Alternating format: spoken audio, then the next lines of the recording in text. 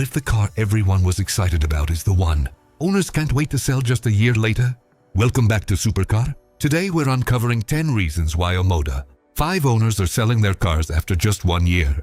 From unexpected costs to everyday frustrations, these are the issues many buyers never saw coming.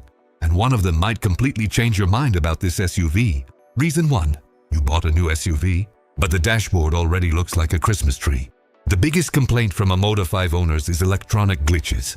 Random warning lights, frozen touchscreens, false parking sensor alerts, and unexpected system reboots have become common frustrations.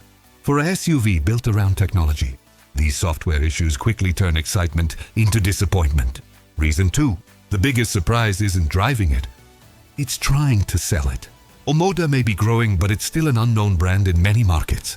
That lack of recognition hurts resale value, and many owners are shocked by how quickly the car depreciates. After just 1 year, trade-in offers can be far lower than expected, making it much more expensive to own than buyers first imagined. Reason 3. The fuel economy looks great on paper until you start paying for it.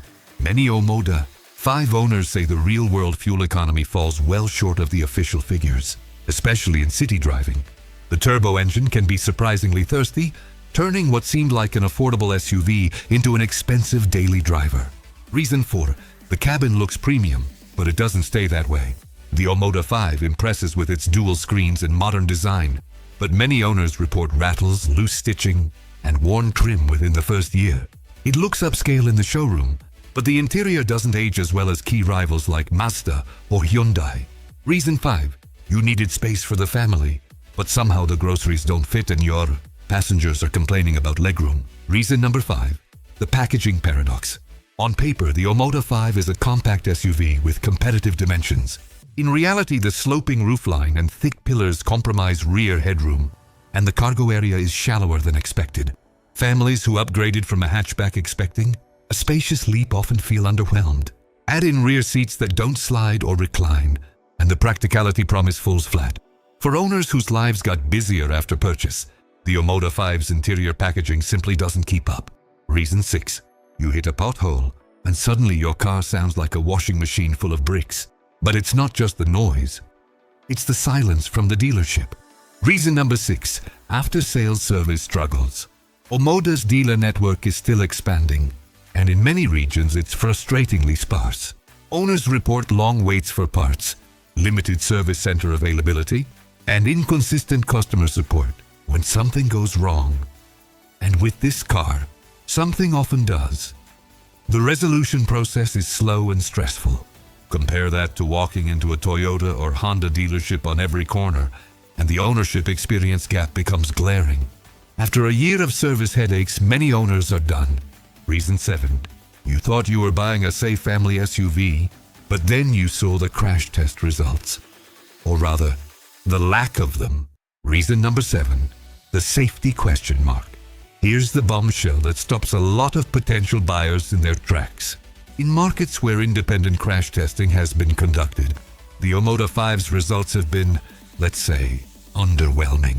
Some variants score poorly in adult occupant protection, and the absence of top-tier safety ratings in major markets like Europe or Australia leaves a cloud of uncertainty. For owners who prioritized safety for their families, discovering this after purchase is a gut punch. When peace of mind was a key buying factor, the reality becomes a hard pill to swallow. Reason 8. You wanted a car that drives like it's from 2024, but the transmission behaves like it's from 2004. Reason number 8. The drivetrain refinement issue. The Omoda 5's dual-clutch transmission, in particular, has drawn criticism for jerky low-speed behavior and hesitation when pulling away from stops. The engine, while powerful on paper, can feel coarse and unrefined under hard acceleration. In a class where rivals have mastered the art of smooth, effortless power delivery, the Omoda 5's drivetrain feels a generation behind. Daily driving shouldn't require learning your car's quirks, but with this transmission, it does. After 12 months of clunky shifts, owners start dreaming of something smoother. Reason 9. You bought the car for the tech, but now you're realizing the tech you actually use every day is better in a 5-year-old rival. Reason number 9. The feature set mismatch. The Omoda 5 throws every gadget imaginable at you. Wireless charging, a massive touchscreen, voice control, and more. But owners report that the features they use most, like Apple CarPlay and Android Auto, can be glitchy or slow to connect. Meanwhile, basics like physical climate controls, a proper volume knob, or intuitive menu layouts are sacrificed for screen-based minimalism. When the daily usability falls behind a last-generation Kia or Volkswagen, all those headline features start to feel like gimmicks rather than genuine upgrades. Reason 10. You took a chance on the new kid, but now you're watching everyone else get the better deal. Reason number 10. The rapid improvement of the competition. Here's the cruel irony. The Omoda 5 entered the market as a disruptor, but the established players didn't sit still. In the past year alone, competitors have refreshed their lineups with superior hybrids, better infotainment, improved safety tech, and sharper pricing. Meanwhile, Omoda's updates and model year improvements have been slow to arrive. Owners who bought early now feel like beta testers watching the world move on. That fear of missing out, combined with the accumulated frustrations of the past 10 reasons, makes selling after 1 year feel like the smart escape. So there you have it. 10 reasons why the Omoda 5, despite its bold entrance, is seeing owners head for the exits after just 12 months. Now let me be clear, this isn't about bashing a brand. Every car company has growing pains, and the Omoda 5 isn't without its strengths. But if you're considering one, or if you're an owner feeling validated right now, I want to hear from you. Drop your experience in the comments below. Would you buy another Omoda? Or are you already browsing the classifieds? If you found this video helpful, smash that like button and share it with anyone considering this SUV. And if you haven't already, subscribe to Super Car for the honest truth about the cars you're thinking of buying.